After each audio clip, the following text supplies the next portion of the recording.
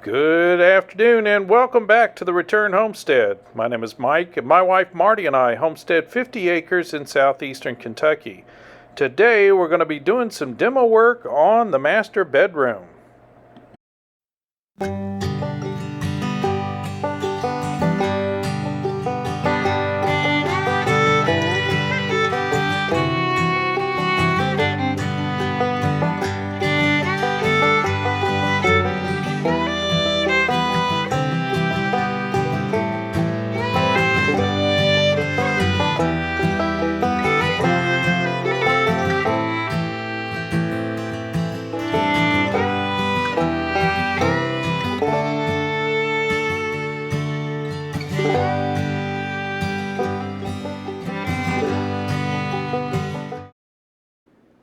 Well, I say demo work, but you'll notice we're not actually doing demo. We're not indiscriminately grabbing sledgehammers and knocking walls down. That is a whole lot easier than what we're doing. This is really deconstruction, so we're tearing things apart one layer at a time, just taking it down a little bit at a time, trying to salvage what we can. We want to make good use of the materials that have already been used to construct this room. We don't want to waste everything that's already here. A lot of these interior walls were built with 1x material, 24 inches on center. It's pretty weak construction, so we're going to be replacing all of those walls. We know that much, but we do want to salvage the ceiling as we go. We don't want to have to replace that.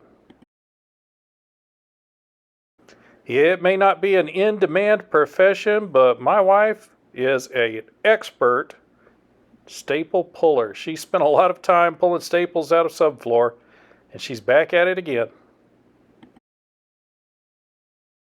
And this is one of those interior walls that we know we're going to be replacing. We're not going to try to salvage this VOG. We're not real fond of the VOG to begin with. We'll use regular drywall when we rebuild in this area. We're going to be redoing the footprint of the bathroom and relocating the closet to this area where Marty's working right now. So all of this has got to go. And this wall is going to get moved back about a foot, so this has to go as well. We're going to move the entryway over to the right. So that area has to be cleared out as well. See Marty just carefully removing drywall, getting down to where she can separate the electrical from the drywall, so we can safely remove that. We'll have to pull that back out of the studs.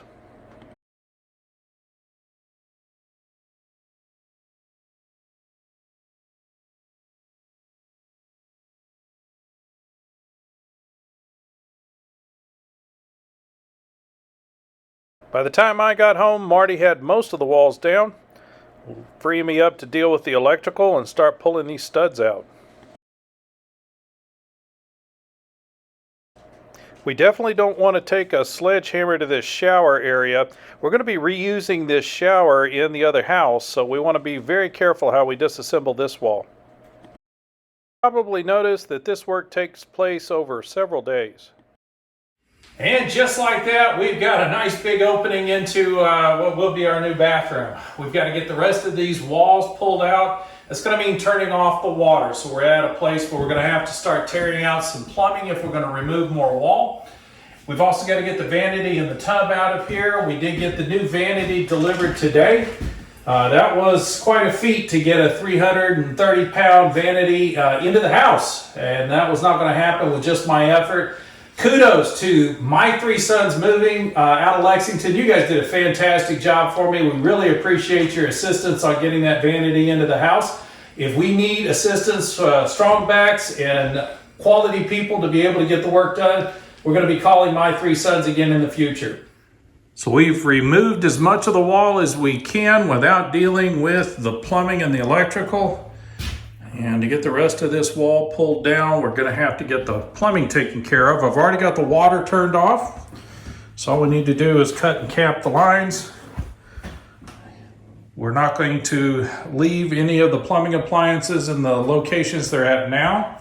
We will reuse the locations of the plumbing for this tub, and we'll build the wall of the shower up in order to contain the vent that's currently on the drain for the tub. And we'll also reroute all of the water lines for the tub or for the shower as well. The vanity has both drain and water supply lines. They're about in the center of the wall. They should be relatively close for the new vanity we just had pulled in. So all that's left to do now is to get these cut off, get them capped, and get this vanity ripped out of here. So that's what we're working on right now. So one of the first things we want to do is get the power shut off in the master bedroom. You can see that there is some labeling that was left on the inside of this box. I'm not sure how much of it I trust. Marty's standing in the master bedroom. We're just going to keep trying these circuit breakers. These will completely disconnect the power to one circuit at a time. And she's going to holler when I hit one that actually turns the lights off in there.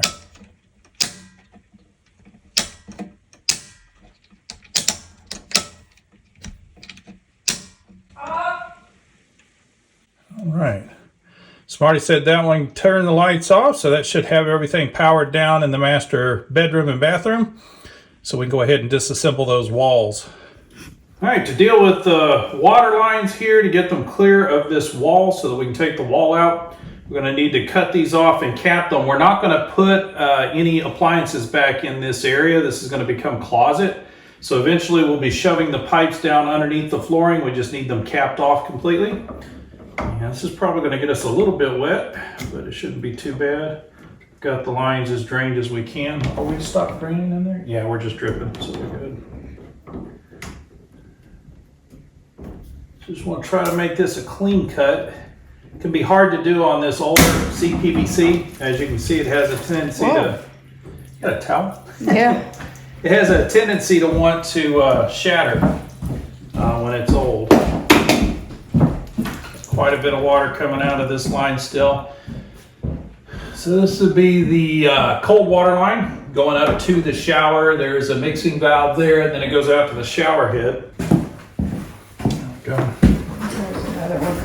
And so don't freak out if you do get some water coming in. You're probably going to, yes, the building materials will get a little bit wet, but this is not a substantial amount of water. It's not enough to cause any problems.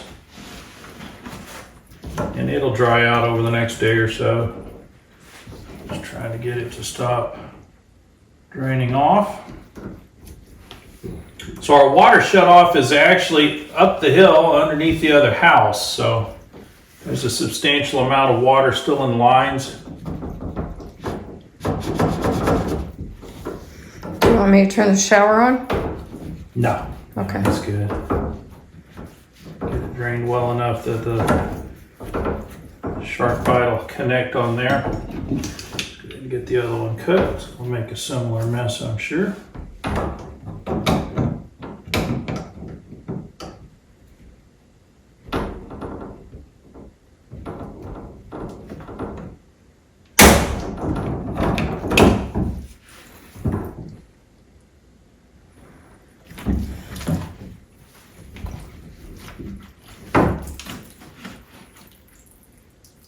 There's a bucket right beside you.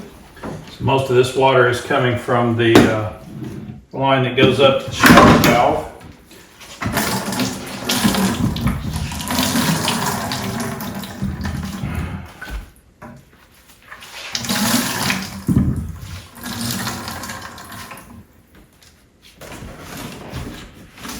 Clean up any puddles of water that are left.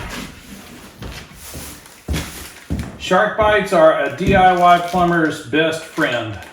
These are caps that will actually seal off the line. So all we got to do is attach these to the pipes coming up.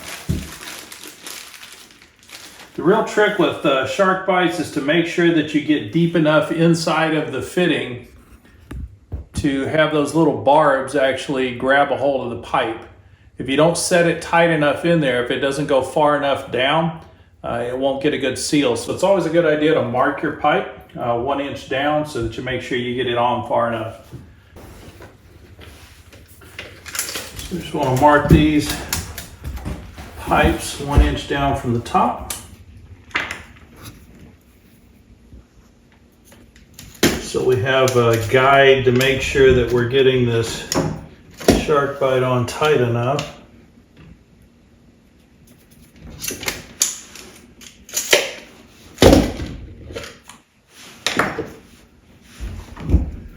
And we just snap it on and push it down. Comes almost down to the 1 inch line.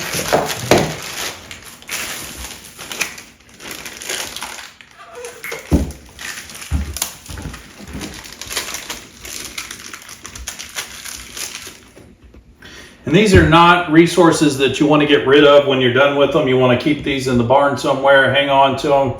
You know you're going to need them again.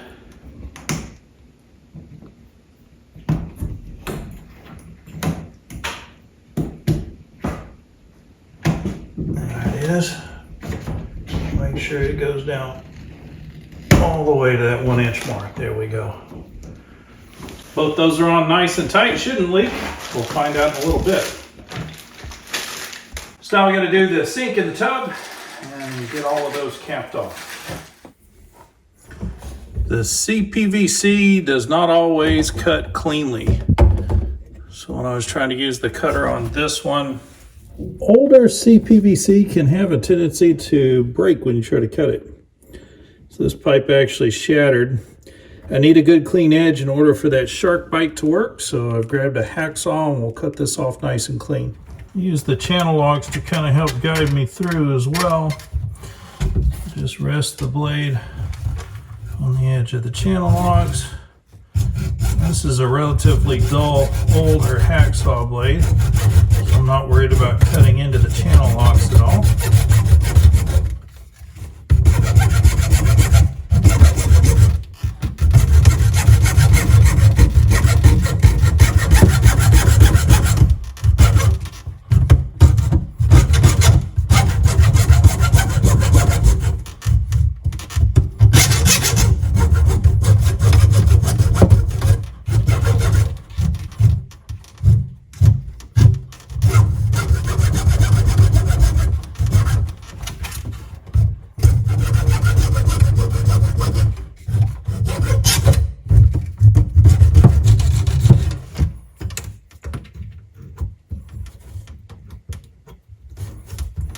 Not perfect, but clean enough, I think, for the shark bite to fit on there. I'm going to go ahead and cut this other pipe before we stick the plug on. And since that one's shattered, I'm not even going to bother trying to cut this other one with the cutter. So I'm just going to go ahead and cut it off with the hacksaw.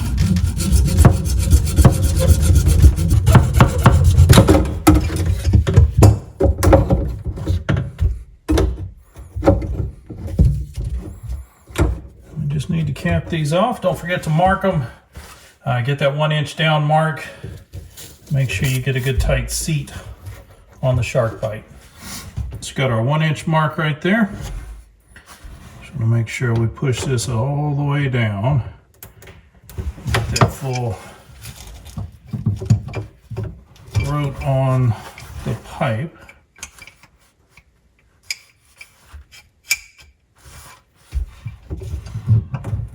It can be hard to hold on to the pipe, so I'm using the channel locks to help give me a little bit more grip.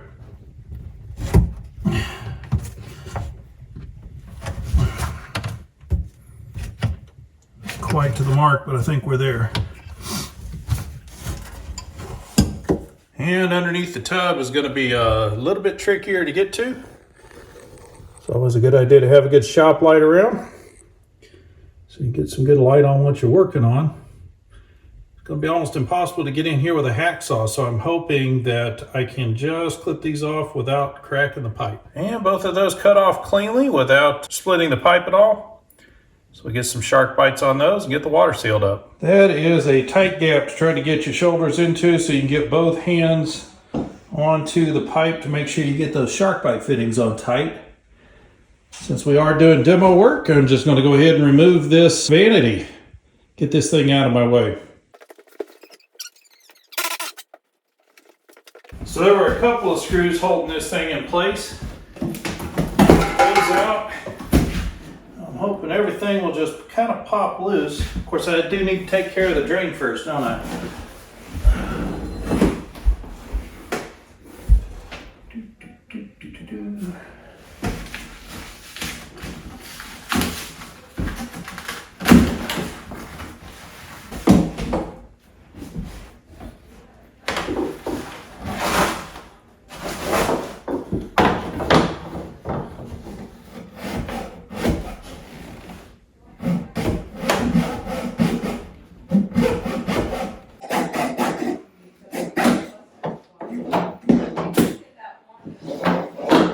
There we go, we got the drain loose. There you go. So always take a good look at your plumbing. There may be pieces, parts that you can reuse. It looks like this valve is actually in good shape. The diaphragm is still solid on the inside. So we'll save that for the next vanity we bring in. And that should free us up to be able to pull this vanity on out.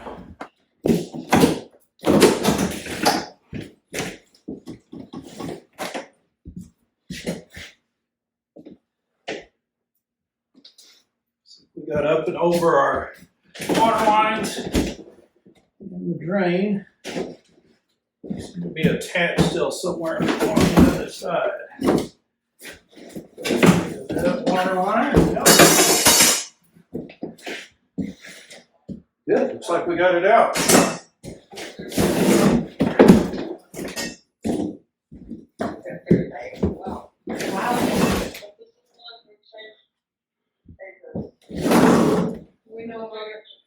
I can get in there and get my hands on those shark bites. We'll get those attached correctly. So construction on this mobile home was not perfect. There are quite a few holes in the subfloor that were allowing mice in. And the previous owners just decided they didn't want them in the house. So they shoved steel wool into the holes underneath the vanity, but didn't do anything about the subfloor. So there were still mice up underneath the vanity. So we're going to clean this mess up before I go too much further. All right, now I can get both hands into this tiny little hole and hopefully get these shark bites properly seated. I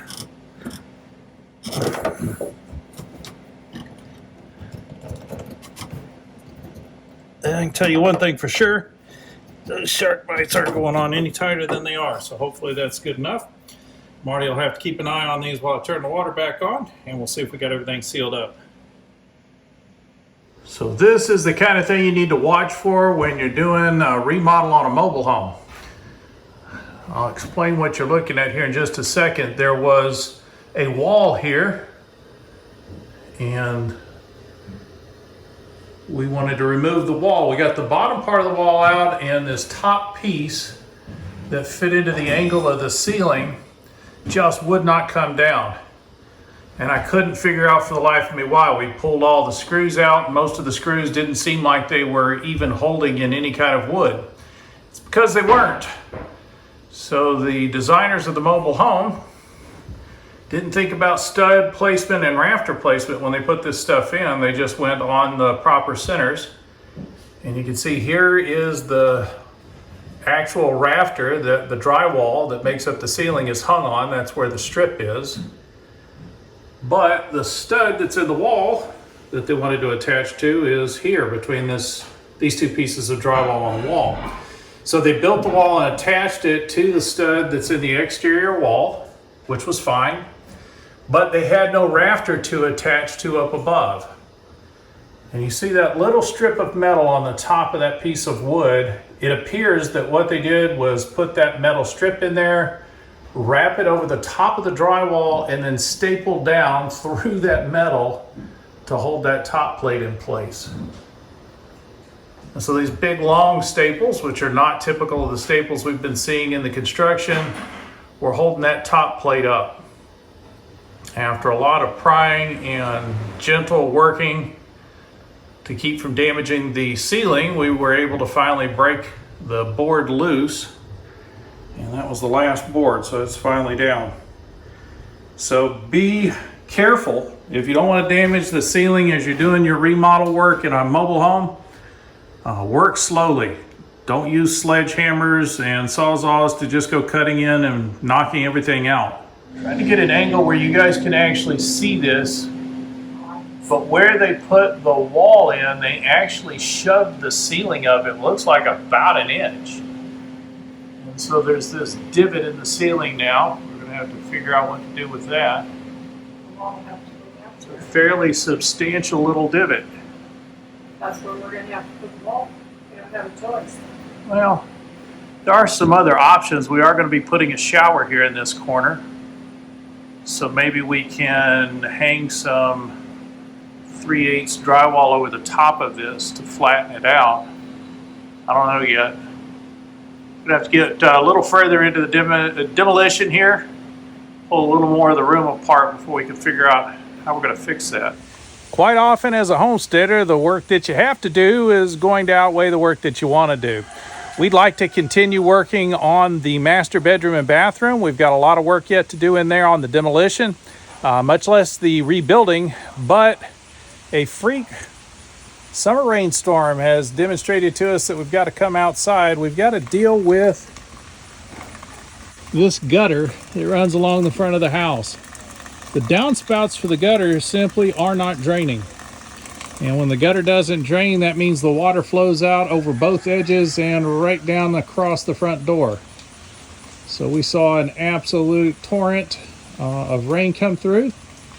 And we had a little waterfall coming down the front door and across these windows. So we're going to have to climb up and see if we can clear the gutter out. Just got the trusty ladder out. Now it's time to get to work on that.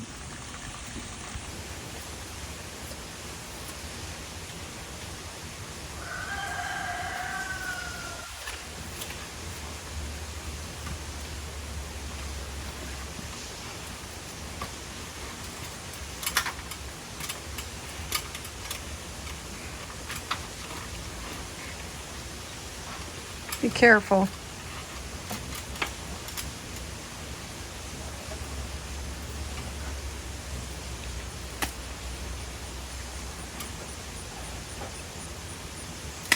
Wow.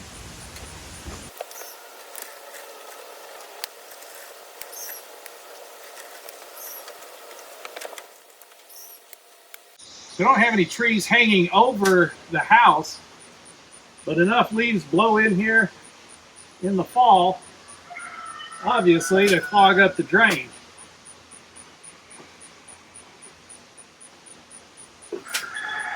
Wow. Get all this gunk out of the way, the gutter will work again.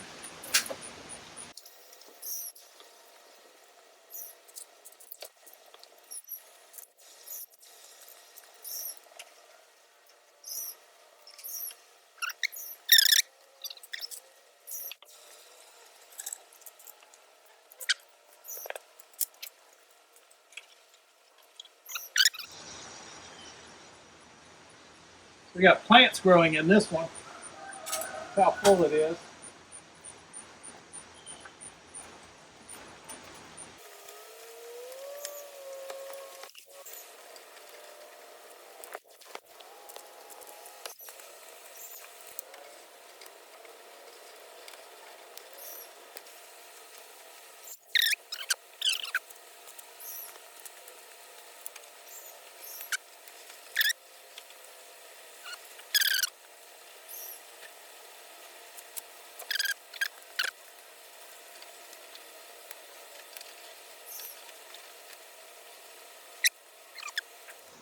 So that got the spouts at the end of the gutters cleared out, so everything ought to drain fine from here.